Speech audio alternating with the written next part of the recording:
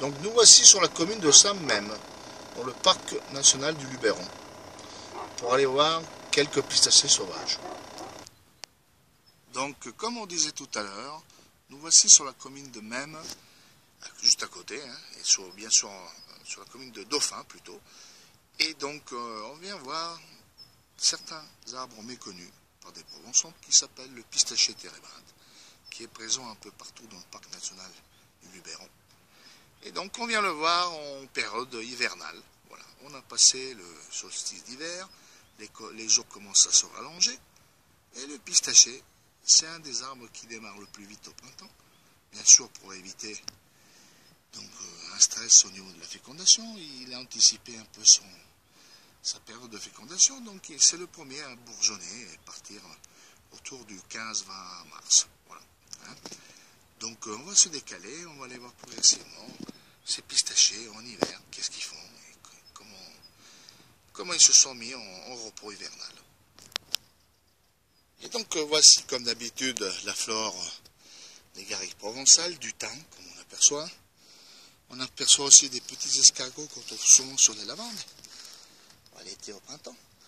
Et puis progressivement, on va s'approcher et voir un peuplement de pistachers en hiver. Voilà. Donc comme on disait, c'est un arbre qui est méconnu par les Provençaux. C'est un arbre qui a toujours été présent dans le patrimoine provençal, mais que personne ne connaît. Pourquoi? Bon, ça a été un peu délaissé, aussi qu'à cause de la, on va dire, de la religion. Hein. Voilà, donc il est là. On tombe sur un pistacher qui est un pistacher femelle. On va voir quelques petites pistaches ici qui ont survécu et qui permettent à l'espèce de se reproduire. Voilà. Donc comme on voit, les bourgeons tout de suite du pistacher sont toujours très actifs. Hein. Là, il y a la semaine dernière, il a fait super froid, avec des températures le matin de -6, mais il est toujours prêt à démarrer. Mais il est prêt à démarrer pourquoi en fait, vu que le printemps et l'été sont très secs, il faut qu'il arrive à avoir une période, un laps de temps pour pouvoir se reproduire dans des bonnes conditions. Donc il a décidé de partir super tôt, et donc on va dire que la fécondation des pistaches, elle vient autour du 28 mars jusqu'au 15 avril, en fonction des espèces. Alors on les voit, hein, les petites pistaches. On voit bien que l'arbre il est en repos. Hein, et puis comme d'habitude, à force, pour ceux qui connaissent les vidéos et qui regardent mes vidéos, les fameuses gales du pistacher, hein, on le voit bien, cette maladie qui est provoquée par des pucerons qui piquent à l'automne et qui déforment les feuilles et qui font une espèce de cocon pour des insectes, des pucerons. Voilà. Donc comme on disait, cet arbre a été méconnu, pourquoi? A été un peu délaissé, aussi à cause des religions. Qu'en fait, si vous voulez, c'est les Robins qui l'ont introduit en Europe, le pistacher térébinthe, dans tout le contour méditerranéen.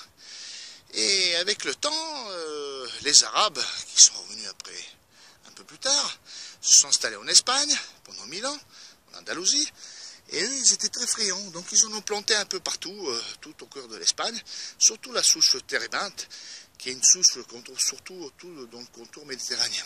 Voilà, l'Atlantica, c'est notre souche mère qu'on trouve plus sur les Canaries, sur la zone un peu plus atlantique. Voilà. Et le térébinthe, lui, il a colonisé tout le contour méditerranéen grâce aux Romains. Voilà. Puis les Arabes se sont installés en Espagne et par la suite, ben, ils sont montés tout à petit, hein, ils sont venus jusqu'à Poitiers. Hein. On connaît un peu l'histoire pour ceux qui connaissent l'histoire. Et donc, disons qu'ils ont développé cette culture. Et puis après, ben, les Arabes ont été chassés par les catholiques. Et les catholiques sont revenus au pouvoir et ils ont toujours considéré cet arbre comme un fruit du péché. Chose qui est vraie. Pourquoi la pistache est très aphrodisiaque. C'est pour ça que quand on met la main dans un paquet de pistaches, on ne s'arrête plus. À cause d'une certaine molécule qui nous stimule à la manger et qui nous rend un peu euphorisants. Voilà. Et donc les catholiques, quand ils sont revenus au pouvoir, ils ont décidé de découper, de l'éliminer, Et donc, à l'époque, on ne savait pas qu'il y avait des arbres mâles et femelles. Ça s'est découvert un peu plus tard, avec la sexologie des plantes. Voilà, la sexualité des plantes. Et donc ils ont supprimé tous les gros plombs. Et ces gros plombs, c'était les mâles. Que le mâle, vu qu'il faut qu'il soit dominant, d'ailleurs derrière, on en voit un très très gros derrière, donc avec un port très très haut pour pouvoir disperser son pollen. Et voilà, donc ils les ont coupés. Et en coupant les mâles, eh bien sûr, les femelles se sont trouvées sans fécondateur, et tout à petit, l'espèce a disparu. A disparu du contexte provençal et aussi espagnol, presque arrivé à l'éradication. Mais bon, la nature est bien faite, et donc les femelles qui sont restées, on va dire, sont devenues hermaphrodites. On crée des substances pour pouvoir se reproduire et maintenir, féconder quelques petites pistaches pour arriver à faire continuer l'espèce. Voilà. Donc on le voit, hein, il y en a un peu partout, partout, regardez. Un flanc de colline entier dédié à la pistache. Voilà. Alors, l'aspect est buissonnant. Donc, bien sûr, l'homme s'en est jamais occupé, mais en culture, on a tendance, comme chez nous, sur ma plantation, on a tendance à le faire monter et garder 3-4 ramifications pour pouvoir y travailler dessus. Voilà. Donc là c'est pareil, qu'est-ce que c'est? C'est encore une femelle. C'est encore une femelle. Hein. Et on voit bien, regardez. Il est prêt. Il est toujours prêt à décoller. Les bourgeons. Il ne craint pas, lui, le froid, il risque rien. C'est un arbre qui est capable de résister à des températures de moins 30. Moins 30 et plus 50. Donc voilà, regardez, dans des conditions UV, il est très costaud. C'est un très costaud. Et donc, on voit bien, c'est un aspect buissonnant. Par rapport aux façons collecte, pareil. Hein, l'autre variété, c'est le lentiscus, qui est aussi présent en Provence. Et lui, par contre, il est un peu plus bras, mais buissonnant. C'est vraiment buisson, on n'arrive pas à rentrer à l'intérieur. Le térébinthe, par contre, lui, il a tendance à s'écarter un peu plus. Et il fait des branches comme ça, vous voyez, des branches longues. Donc là, c'est souvent qu'il n'y a pas de feuilles. Et puis d'un coup, il y a un amalgame de feuilles. Et là, il y a une poussée intérieure. Et sur cette poussée intérieure, c'est là qu'il se forme une espèce de drupe qui ressemble un peu à des raisins. Et c'est des pistaches. Bien sûr, elles sont petites. Hein, la pistache Savera, celle qu'on mange, est beaucoup plus grosse. Mais le système elle-même, c'est pas drupe, pas groupe entier. Voilà. Donc, on ne pourrait pas l'exploiter, cet arbre. Pour la simple question que comment vous voulez faire secouer un arbre. Comme ça, ce n'est pas faisable. Donc, qu'est-ce qu'on fait? On crée un tronc droit et puis on garde 3 branches pour pouvoir les secouer. Voilà. Voilà. Donc, nous voilà un autre spécimen, un magnifique spécimen qui domine au-dessus de la commune de Dauphin, donc par du Luberon. Et donc, c'était surtout pour faire comprendre que chaque Provençal, pour avoir 3-4 arbres de pistaches dans son jardin, et pouvoir récolter des pistaches, bien sûr à partir de la 4e, 5e année, mais se faire sa petite boîte d'autoconsommation pour pouvoir déguster les pistaches à l'apéritif avec ses copains.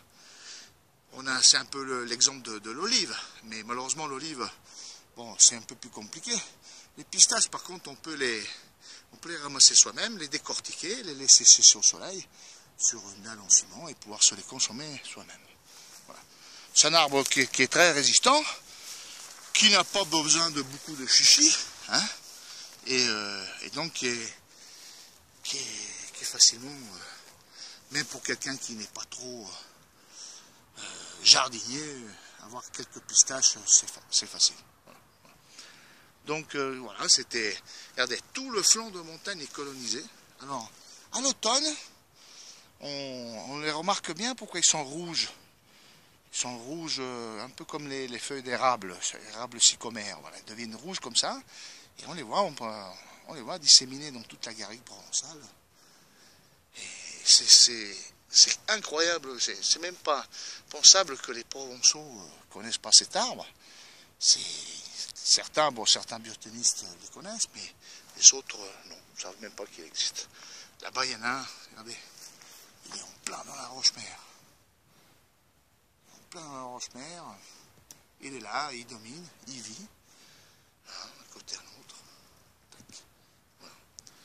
Donc là, ils sont en phase d'hiver. Hein. Mais les jours commencent à repartir, sens inverse. Commencent à gagner 1 minute, 2 minutes progressivement. Donc lui, il faut qu'il soit prêt. Très prêt, très précocement pour pouvoir, bien sûr, aller féconder ses femelles. Et puis se reproduire. Hein. Après l'été en Provence, il fait sec. Et donc il pourrait avoir des problèmes de fécondation. Donc il a décidé de démarrer très tôt au printemps pour pouvoir se reproduire comme il faut. Voilà. Il faut savoir que l'année dernière, enfin cette année, c'est pas encore la nouvelle année, mais cette année, à partir du 1er janvier 2016 au 10 septembre 2016, on a eu 100 mm d'eau. Voilà. Ensuite, bien sûr, on a eu des gros orages avec des grosses quantités, des grosses cumules, donc qui ont plus ou moins ramené les cumuls de flotte à, on va dire, une moyenne de 450-500 mm. Mais voilà, donc l'été en Provence c'est très sec, très chaud, donc l'arbre il faut qu'il démarre super vite au printemps pour pouvoir se reproduire comme il faut. Voilà. Quoi dire d'autre? Voilà, c'était simplement pour vous faire à fur et à mesure découvrir cet arbre qui est méconnu et qui va sûrement dans un avenir, si j'arrive à les faire produire, être un scoop pour la Provence. Voilà. Ici, Dauphin, Loup le pistachier. À bientôt et je vous souhaite une bonne année.